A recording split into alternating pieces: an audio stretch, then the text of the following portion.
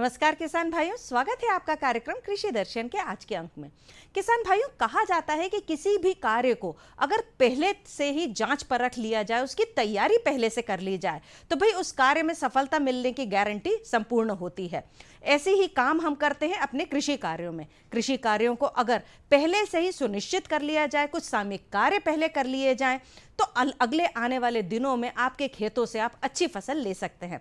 तो चलिए देखते हैं कि आने वाले दिनों में आपको कौन कौन से कार्य करने अपने खेती से और किस प्रकार से एक अतिरिक्त आय का साधन जुटाना है। तो चलिए शुरुआत करते हैं आज के अंक की। किसान भाइयों, आने वाले दिनों में आप अपने खेतों से खरीफ की बुवाई करेंगे। खरीफ की तैयारी अभी कैसे करनी है, और खरीफ की जो मुख्य फसल है वो है धान। धान में किस प्रकार से उन्नत बीजों का चयन करेंगे, किस प्रकार से खेत की तैयारी करेंगे, कौन कौन सी किस्मों को आपको ज़्यादा फायदा दे सकती हैं, और कौन कौन से सामयिक कार्य करें, जैसे कि पलेवा कैसे तैयार करें। साथ ही साथ आपके खेतों में आप जो उन्नत किस्में हैं उनके अंदर कौन से उर्वरक डाले जाएं, इस सभी विषयों को मिलाकर जो विषय बनता है वो है धान में सामयिक कार्य। तो किस प्रकार से धान में सामयिक कार्य किए जाएं, इस विषय की जानकारी दे रहे हैं आपको हमारे विशेषज्ञ, जो कि हैं डॉक्टर उत्तम कुमार बिसेन, सहायक प्राध्यापक, कृषि महाविद्यालय बालाघाट से। नमस्कार किसान साथियों, मैं डॉक्टर उत्तम कुमार बिसेन, कृषि महाविद्यालय बालाघाट।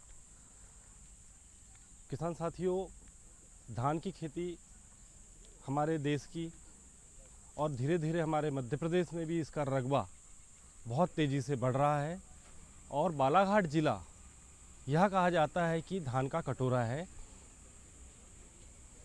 धान की खेती बहुत प्रकार से, ये आप कह सकते हैं कि बहुत पुराने समय से हमारे यहाँ पे प्रचलित है, और इसकी दो तीन प्रकार से खेती की जाती है।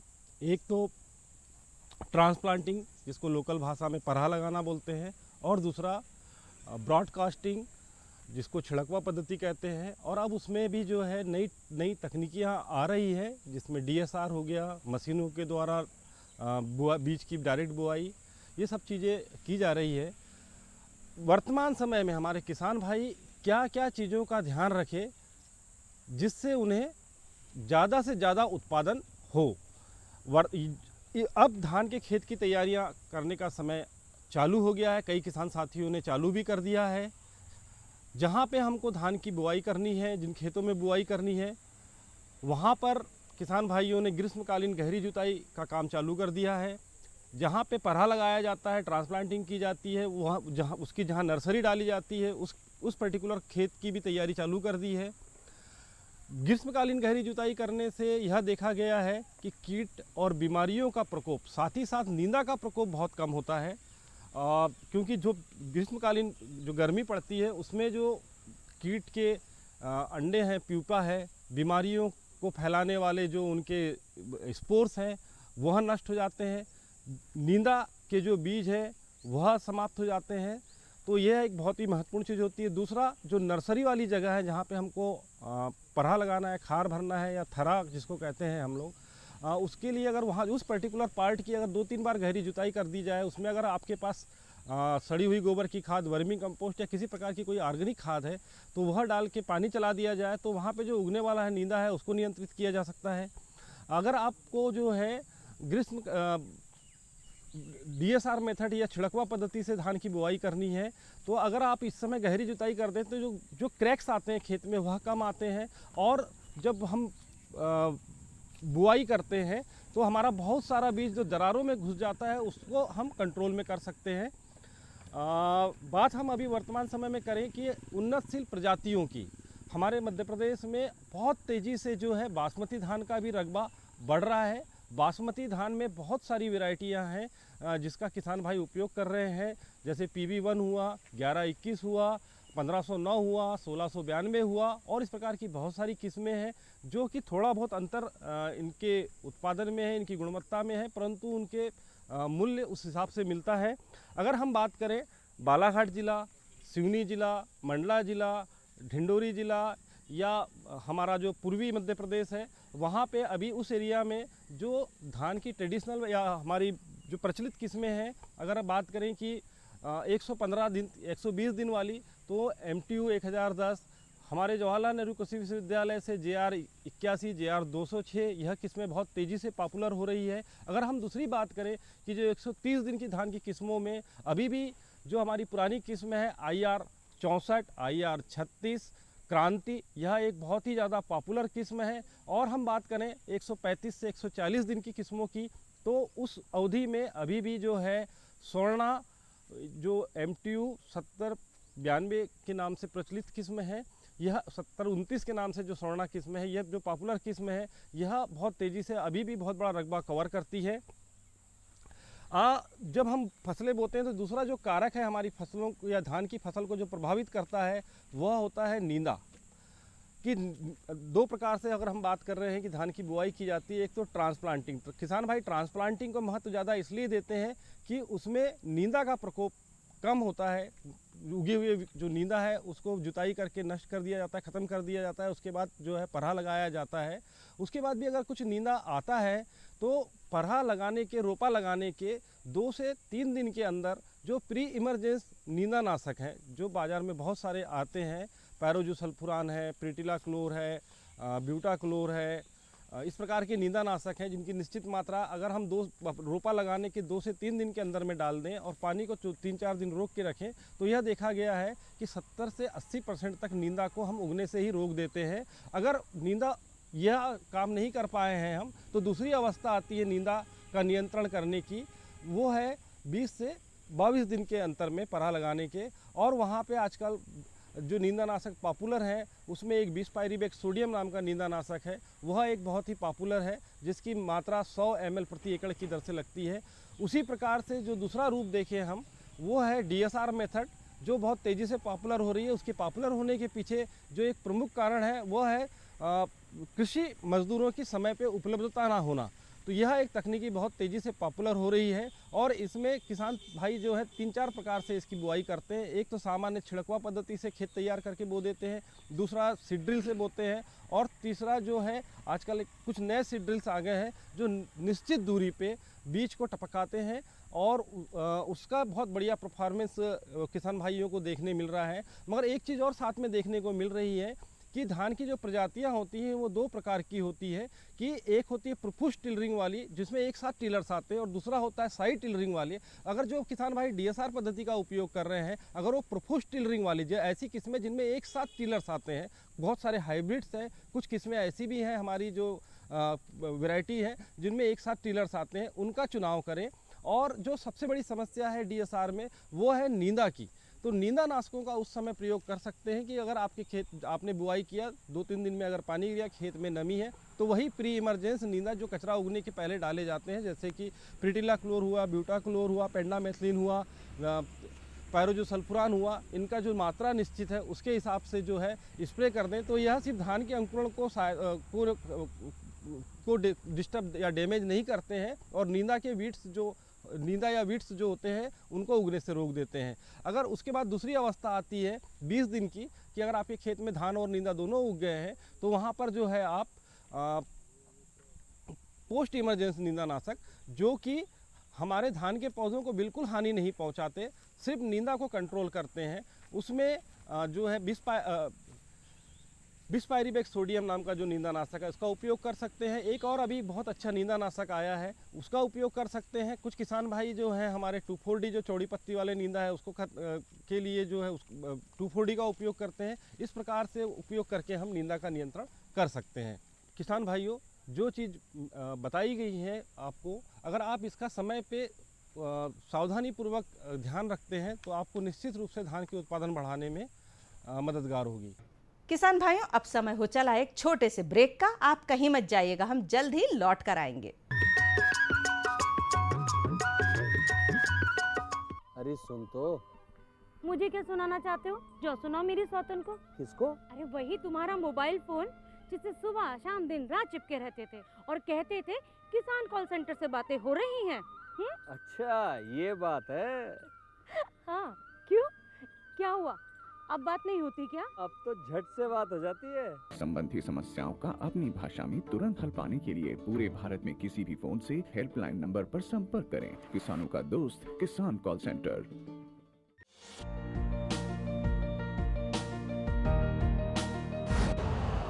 यूरिया का स्वदेशी उत्पादन 70 लाख टन बढ़ाने के लिए 6 उर्वरक संयंत्रों का उद्धार किया जा रहा है।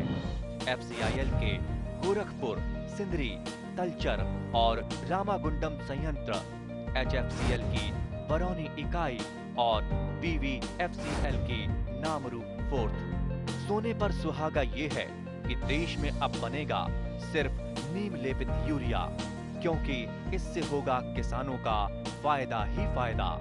अनाज का उत्पादन 10% तक बढ़ेगा। बढ़ेगी 10 से 15% नाइट्रोजन क्षमता।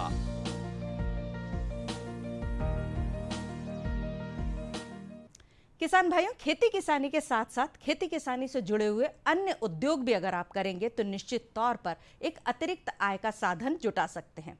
ऐसा ही एक उद्योग है मधुमक्खी पालन। मधुमक्खी पालन जब भी किसान भाई करते हैं तो उसके साथ साथ शहद का उत्पादन भी करते हैं। शहद उत्पादन करके भी उन्हें एक अच्छी आय अर्जित हो सकती है। तो किस प्रकार से हमारे किसान भाई खेती किसानी के साथ साथ मधुमक्खी पालन करेंगे, शहद का उत्पादन करेंगे, यह आज आपको बताएंगी हमारी विशेषज्ञ डॉक्टर धारणा बिसेन, सहायक प्राध्यापक राजा भोज कृषि महाविद्यालय बालाघाट से। नमस्कार, मैं हूं डॉक्टर धारणा बिसेन, राजा भोज कृषि महाविद्यालय बालाघाट से, कीट विभाग से। किसान भाइयों, आज मैं आपको बताना चाहती हूँ कि हमारी किसानी खेती के साथ में हम दूसरे आय के कैसे अपने नए स्रोत को बना सकते हैं, जिसमें एक बहुत ही अच्छा चीज़ जो है वो है मधुमक्खी पालन। मधुमक्खी पालन सिर्फ हम इसीलिए नहीं कर सकते कि जिसलिए हमें शहद चाहिए या फिर उसके उत्पाद बनाने हैं, जबकि हम मधुमक्खी पालन से अपनी फसलों की जो ये तादाद है उसको भी हम बहुत ज़्यादा बढ़ाते हैं, क्योंकि मधुमक्खी जो है परागन का बहुत अच्छा काम करती है। तो मैं आज आपको इसी के बारे में बताना चाहती हूँ कि हम खेती के साथ में मधुमक्खी के पालन के साथ में अपनी खेती को कैसे बढ़ा सकते हैं और मधुमक्खी से होने वाले जो फ़ायदे हैं वो कैसे ले सकते हैं। तो जैसे कि हमें ये बॉक्स दिख रहा है, ये बॉक्स में हम मधुमक्खी का पालन करते हैं और इस मधुमक्खी के पालन के लिए हमें गवर्नमेंट ने भी बहुत सारी स्कीम्स दी हुई है। नियर अबाउट 80% हमें सब्सिडी मिलती है किसान भाइयों को मधुमक्खी पालन करने की शुरुआत करने के लिए। तो मधुमक्खी पालन के लिए हमें इस प्रकार से बक्से लेने होते हैं, जिस बक्से में 7 से 8 फ्रेम होते हैं और फ्रेम के अंदर कॉलोनी रखी होती है, और इस प्रकार से जो फ्रेम है इनमें मधुमक्खी का पालन किया जाता है। ये फ्रेम हमें आसानी से अवेलेबल हो जाते हैं 5 से 6 हज़ार रुपये में, जिसमें कि हमारे साथ में कॉलोनी भी रहती है। एक मधुमक्खी की कॉलोनी में लगभग 3 जो है उनके वर्ग होते हैं, एक श्रमिक, एक मेल और एक जो है हमारा रानी मधुमक्खी।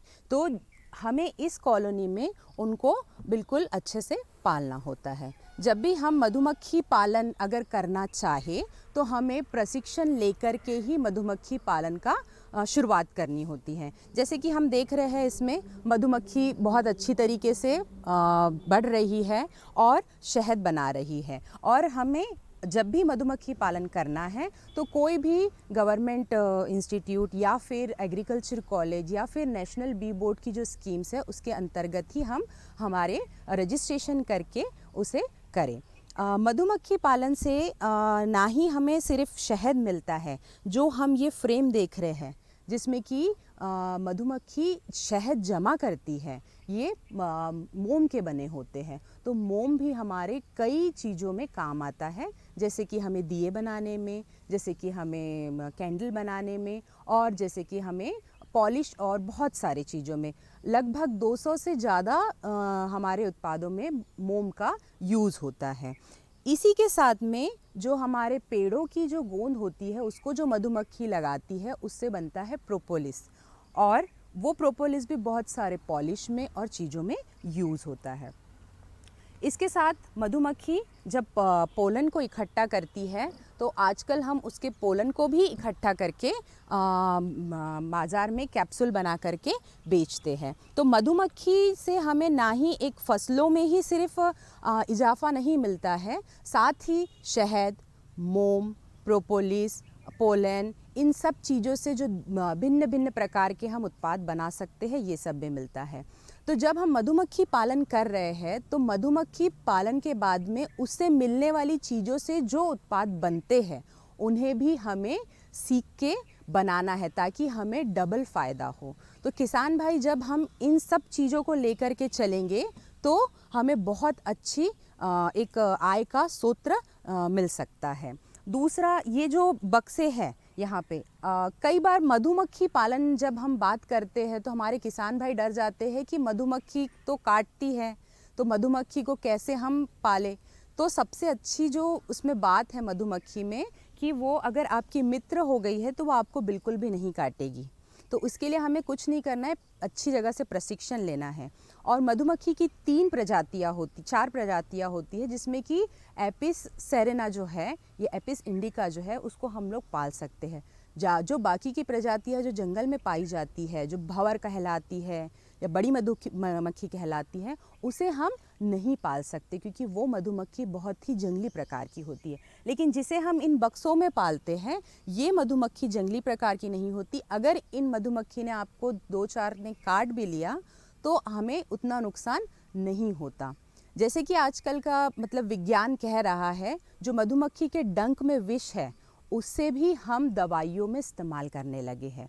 और जो मधुमक्खी पालन कर रहा है, एपायरी चला रहे हैं, वो मधुमक्खी के विष को भी इकट्ठा करके उसकी दवाई बनाने के लिए उसे उपयोग में ला रहे हैं।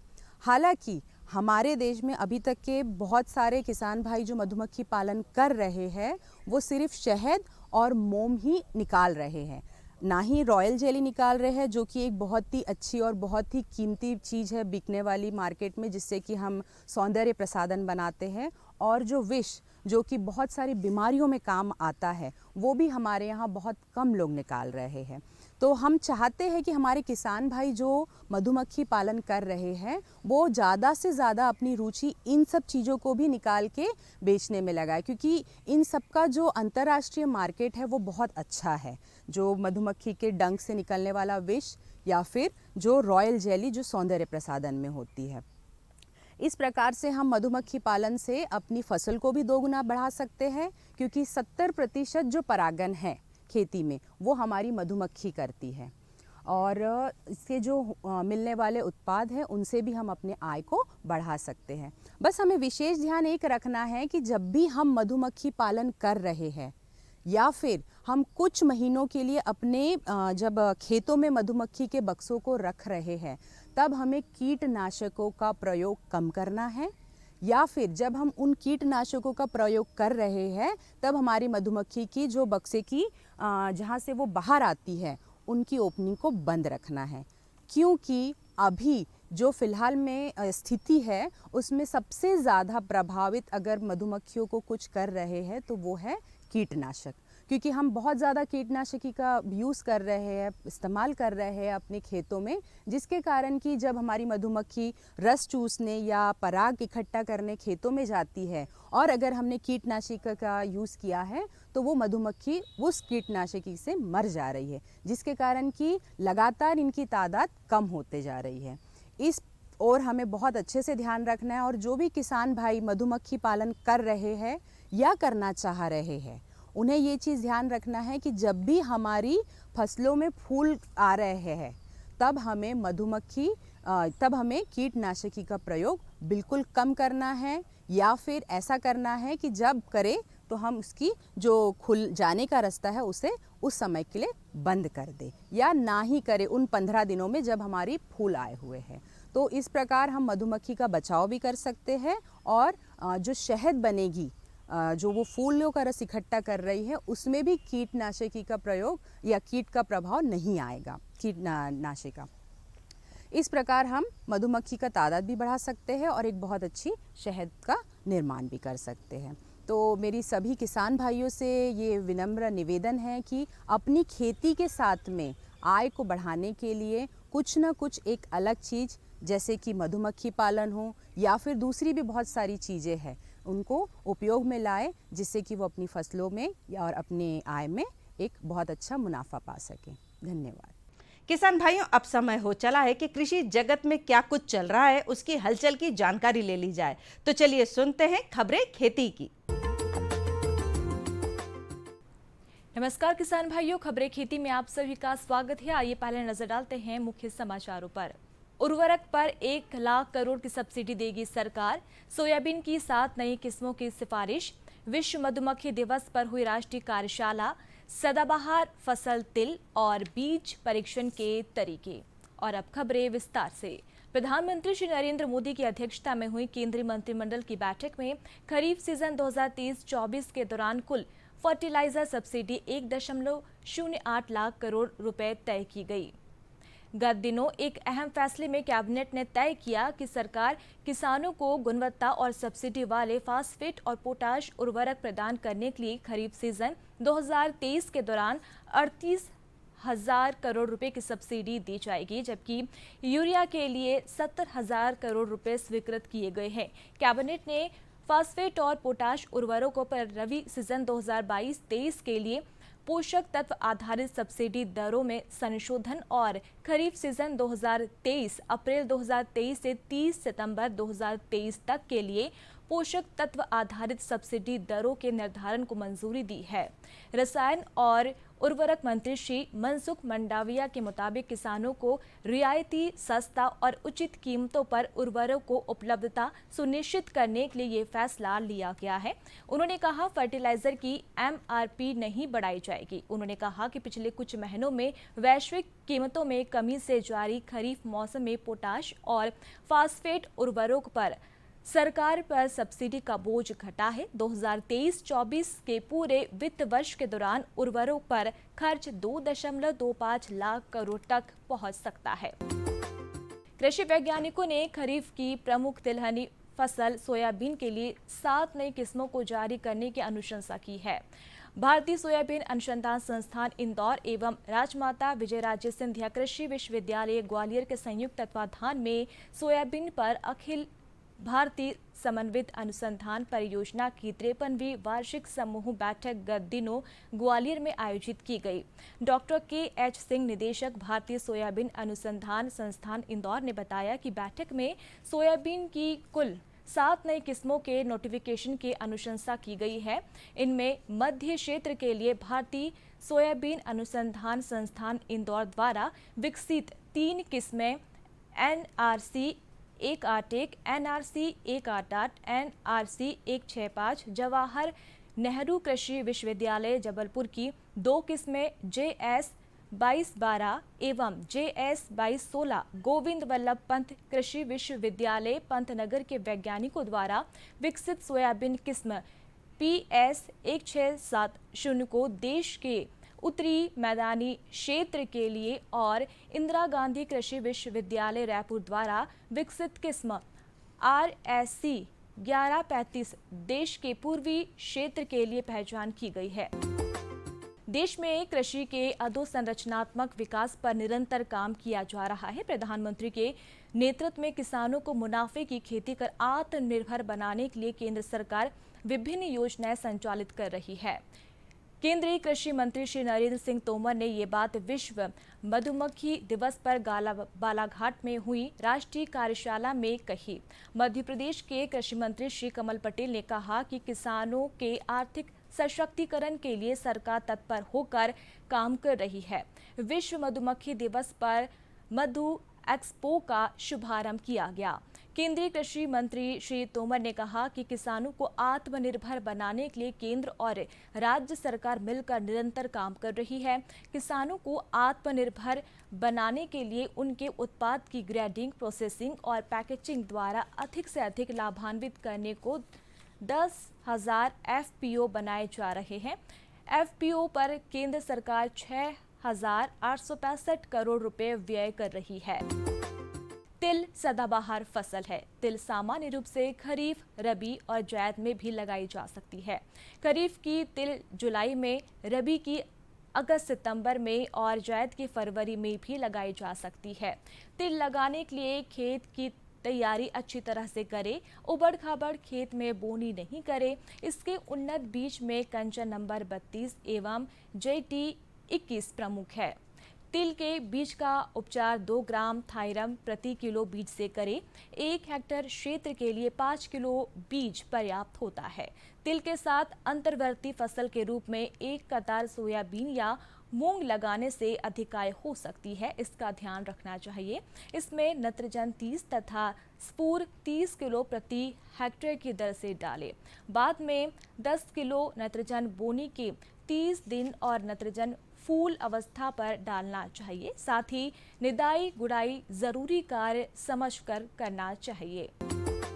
किसान भाइयों, बेहतर फसल उत्पादन की बुनियाद बीज है। इसकी शुद्धता ही ज्यादा उत्पादन दे सकती है। सबसे पहले ऐसा बीज चुनें जिसकी आकृति, रंग, रूप एक जैसा हो। इसके बाद बीज की अंकुरण क्षमता का परीक्षण किया जाना चाहिए। यदि किसान भाई फिल्टर पेपर से अंकुरण क्षमता परखना चाहते हैं तो इसके लिए 3 से 4 फिल्टर पेपर को एक के ऊपर एक रखकर सतह बनाएं और प्रत्येक सतह पर गिने हुए बीजों को रखकर पेपर को मोड़ दें। फिर समय समय पर पानी छिड़कते रहे ताकि नमी बने रहे। इसके 3 से 4 दिन बाद अंकुरण होने पर बीजों को गिने। यदि फिल्टर पेपर नहीं है तो मिट्टी बिछाकर अंकुरण प्रतिशत ज्ञात किया जा सकता है। तो किसान भाइयों, आज की खबरें खेती में इतना ही। दीजिए अनुमति। नमस्कार। किसान भाइयों, ये तो था हमारा आज का कार्यक्रम कृषि दर्शन का। अगर आप हमारा आज का ये अंक देखना भूल गए हो तो कल सुबह 7:30 बजे पुनः प्रसारण आप देख सकते हैं। अगले अंक में फिर होगी मुलाकात कुछ अन्य कृषि संबंधित जानकारियों के साथ। तब तक के लिए मुझे आज्ञा दीजिए। नमस्कार।